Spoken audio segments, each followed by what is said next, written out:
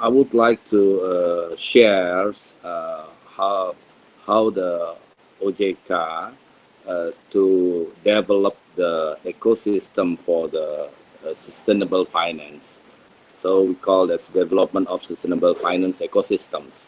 This is that we would like to share to all participants of this webinar. Then how the OJK will develop the ecosystem to build the sustainable finance. And then the presentations will put in the five parts to make it easier and more simple kind of things. One with the agenda, if the first one is why we need to have to focus and highlight the sustainable finance for today, and then the second one is the conceptual framework of the sustainable finance, which is the futures of finance. Please next. And the third one is the implementations of sustainable finance, when we call that roadmap one, phase one, or the roadmap one, while in 2015 to 2019. And next agenda that we would like to explain is sustainable finance roadmap phase two. This is the now that we are doing some initiative and some project or program until 2025, and then what the targeting the first for the first implementations. That's kind of all those presentations, and I hope it's about 12 and a half minutes of we can share this. First of all, that's maybe we also would like to next, please. Yeah, put a quote of from the former governor of the Bank of England, say that company that don't adapt will go bankrupt without questions. So yes, we need to adapt all those changes that we already all those changes. So what kind of change now that we towards on? I mean, that's to the green photo, to the green one. There are three key elements to explain why we need a sustainable finance. Well, actually, that's Bu Nur Haida also already explaining all of this. But okay, one is the new business paradigms. There is a need to change the mindset of business player from short-term profit into the long-term prosperity that takes into account social and environmental aspects. It's not easy, but it has to be put it there. And then secondly, that's the growing business opportunity. There is a huge investors and consumers demand on green products. So it's a pressure from the investors that they are already taken into account to the amount to the green products. And thirdly, the new risk management. There is a need to keep up with the global trends where standard setting bodies have started to formulate guidance on the implementations of the new risk management, or we call it ESG risks in the financial service sectors. Like what Bu Nur Haida explained it before, that's stated in the keynotes. In the near future, that investor will be faced with transition and physical risks, which have serious implications for their portfolios. Transition risks are associated with new policies concerning investors' actions, such as implementations of carbon pricing mechanisms. Litigation should investor fail to abide by climate legislations. Technology transitions disrupting the existing economic system, market variance, and reputational risks to the company, while physical risks encompass damage to assets, risk to employee and supply chains disruptions. Disclosing the climate risk exposure should allow investors to better prepare to meet the challenges posed by climate change. So, OJK will prepare a transition process to move of sustainability. So, there's no doubt that we have to move to the sustainability, especially sustainable finance. In the slide after this, the next slide, another reason why financial institutions might shift into sustainable finance is due to the great opportunity and need for green investment that account for around 23 trillion US dollar in 4 sectors, such as renewable energy, transportation, waste management, and green building. We said that this has become a global trend happening in emerging countries. There is a great need for financing or investment to achieve the implementation of SDGs 2020-2030 that amount for more than 67.8 trillion rupiah, where 62% will be funded by the government and 38% by the private sector. In this regard, financial institutions play a highly important role in providing financial financing to achieve SDGs. Now we come to the conceptual framework in the next, please. Yeah, conceptual framework before we go to the sustainable finance roadmap phase 2. Yes, we've taken into account why we need to have a focus on taking into account to the sustainable finance. And second one is, as we know that there are global agreements on sustainable development goals that already ratified by the government into law number 16, 2016 on Paris Agreement ratifications, and presidential decree number 59 year 2017 on SDGs. As a party to the Paris Agreement, Indonesia is committed to reducing, like before that stated, by 29% in business as usual scenario and targeting a 41% reduction in emission with international assistance. Sustainable goals comprise of 3 dimensions. They are economic, social, and environment. They are further elaborated in 17 goals and 169 targets that cover wide issues on sustainable development. The Secretariat for SDG in Indonesia, it's on Bappenas. Paris Agreement is a global agreement to respond to climate change. Countries that are parties to the agreement must put their commitment into national determined contributions. Indonesia commitment to Paris Agreement achieved a 29% reduction in emission using a business as usual scenario and targeting 41% decrease in emission with international assistance. Indonesia commitment to Paris Agreement is in line with its effort to reduce greenhouse gases by transition into low carbon.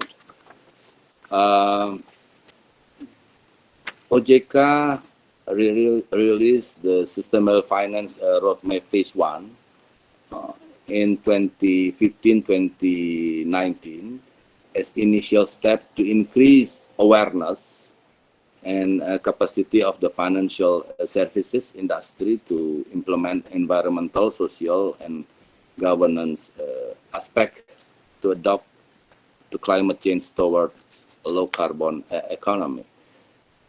Now is the right momentum, we think, for OJK to mention sustainable finance is a new normal era for the financial services sectors that encourage the integrations of social, and environmental aspect into business development. Therefore, it is expected to encourage financial institutions to support the achievement of SDGs and climate change to achieve sustainable growth. We have also conducted brief research on sustainable finance implementations in other places and countries, including European Union, Great Britain, Luxembourg, China, Bangladesh, Mongolia, Brazil, Singapore, Thailand, and Malaysia. So we also doing some kind of research on this, on all those countries. Based on the implementation in the phase 1, roadmap 1, we have created a map for the achievement and findings of the roadmap that are used to develop the sustainable finance roadmap phase 2. Excuse me, Pak Hernawan, 5 minutes left. Yep. Yeah, Okay. thank you. In the slide 7, I mean that's after this. Next, please. Sustainable Finance Roadmap Phase 1 was developed to strengthen financial institutions' resilience and competitive in facing the demand for sustainable-based business. Therefore, the first Phase 1 roadmap focused on enhancing awareness and capacity of financial institutions. Here are what have been accomplished in the roadmap 1, implementation that could be put into four different categories: policy, regulations, awareness, and collaborations. Yeah, stakeholder collaborations. That's the phase 1. While in terms of policies, we have implement in terms of policies, we have delivered 4 key elements as a basis of provisions on sustainable finance. Implementations of 8 sustainable finance principles. We have 8 finance principles that from responsible investment principles, sustainable business strategy, social and environmental risk management, government principle, informative communications, and inclusive principle, development priority, and coordinations collaborations. That's from the aspect of the policies. And in the regulations, in terms of regulations, we have OJK regulation number 51, year 2017, implementation of sustainable finance for financial institutions, which is it put a definition of SF, we call it, and requirement for financial institutions to implement SF, to submit SF action plan, to submit sustainable report, and some kind of like administrative sanctions. And in terms of OJK regulations, number 60 on green bonds, also that we fund from the issuance of that securities are used to finance refinance part of the environmentally friendly business activities, and then how to issue the green bonds itself. That's a kind of roadmap 1, and then we need also training. We also training on sustainable finance, which is already 53 batches. That's already doing the training, and then we also have a guidebook for the sustainable credit or financing in the plantations, and the 4th aspect is stakeholder collaborations between ministry and institutions, private and also with the OJK. Next slide is this is finding of the roadmap phase 1.